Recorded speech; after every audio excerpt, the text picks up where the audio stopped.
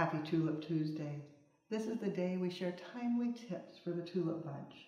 Today, talking about classic wiring techniques.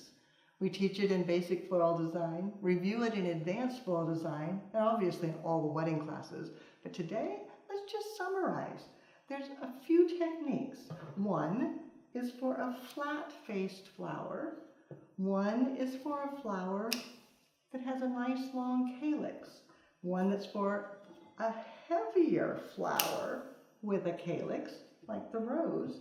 And then the last for filler flowers, fluffy little things.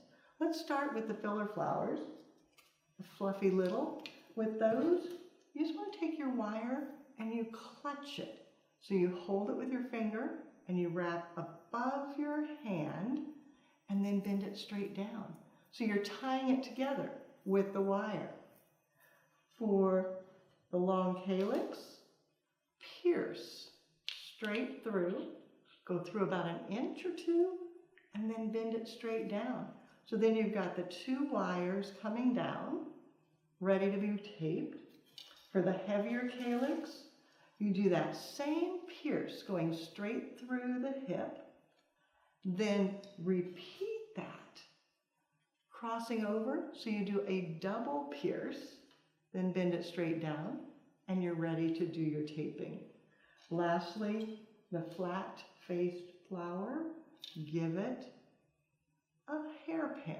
So you're hooking it, then slide it right down. Doesn't have to go through the stem.